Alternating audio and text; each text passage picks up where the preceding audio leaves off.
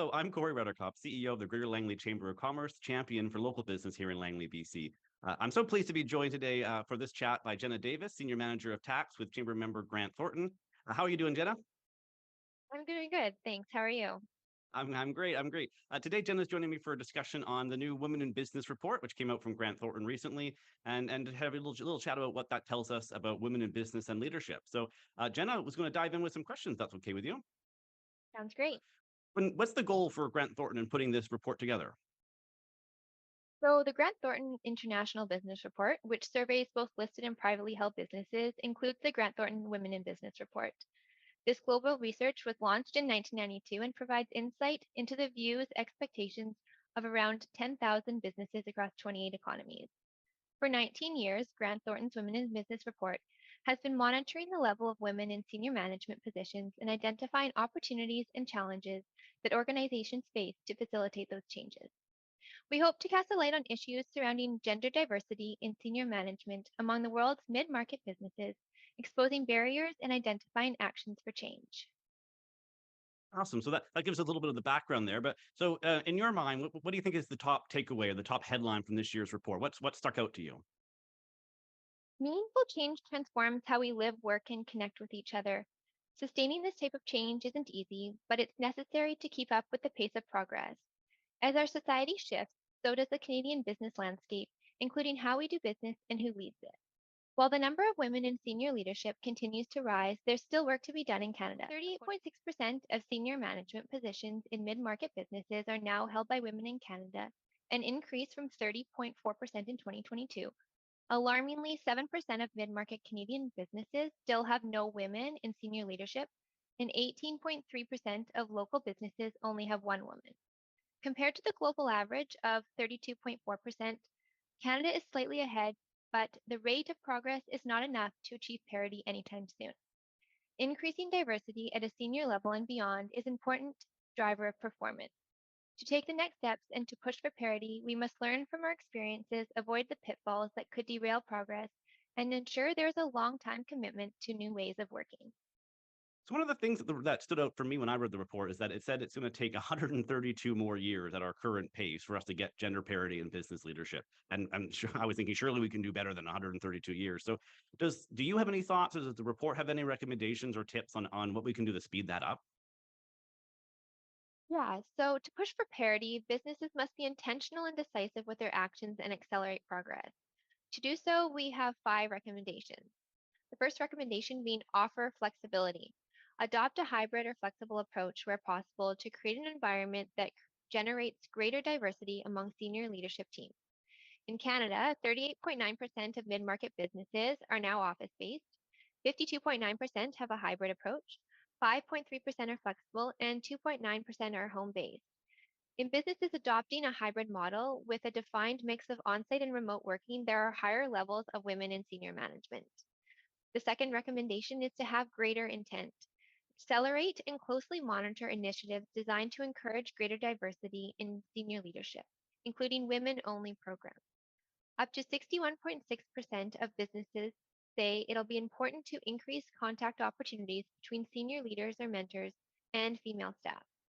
And 60.3% of businesses believe that it'll be important to implement additional measures to assess women's career progression. The third recommendation is to be transparent and nurturing. Combine employee well being and mentoring programs which support women into senior leadership with greater transparency on pathways into those roles. Canadian mid market businesses believe providing mentoring and coaching, focusing on implementing strong well being training and support programs, and ensuring there is clarity and equal opportunity around leadership roles would help businesses in their industry to attract and retain a strong pipeline of future leaders. The fourth recommendation is act knowingly. Consider the effect that a return to the workplace will have on diversity, understanding it may have unintended consequences. Employee inclusion and engagement are critical. Encourage colleagues to speak up with their ideas, issues, and questions, create an open door policy among middle and senior management, and promote a work life balance. So, finally, the last recommendation is to monitor and refine. Guard against any negative impacts of working from home for women and provide support to achieve balance at work and home. Understand the disadvantages and address them to help create success. If businesses implement these five recommendations, then we truly believe the mid market will create a more gender balanced workplace. So five very clear recommendations on what business can be doing, and it gives us a little bit of a work plan or steps to hopefully speed up the 132 years so we can get to where we need to be a little bit faster than that. Okay. Let's take a step back. Why does this matter? What's the business case for parity? Why should people watching this video, people in business, why should they care about ensuring that we have better diversity in our businesses and our boardrooms? Sure. Equal representation of women in leadership is good for business. It boosts performance, brings fresh perspectives to the table, and results in better outcomes and decisions. It also paves the way and provides opportunity for future generations. The fact that progress is a steady state and even at risk of sliding backwards, however, demonstrates the importance and urgency of committing to more intentional action to increase the percentage of women in senior leadership roles in Canada. If businesses are thoughtful and decisive, they can be relevant, resilient, and an attractive employer. Greater diversity is a positive for businesses. It demonstrates they are ethical and fair, it boosts business performance, and results in better outcomes and decisions. More diversity from across borders also encourages a growth mindset, bringing wider perspectives which can spark creativity and create a better way of doing things.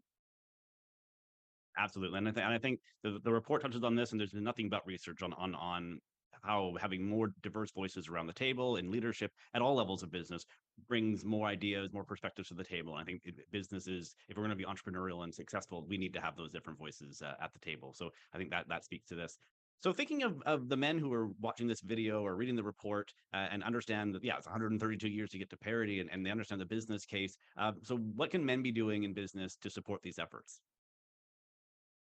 I believe understanding is the first step. Men must also be educated on perspectives, experience, and challenges women face, and then be engaged as their crucial allies, working hand in hand to transform the workplace into a place where men and women can thrive equally.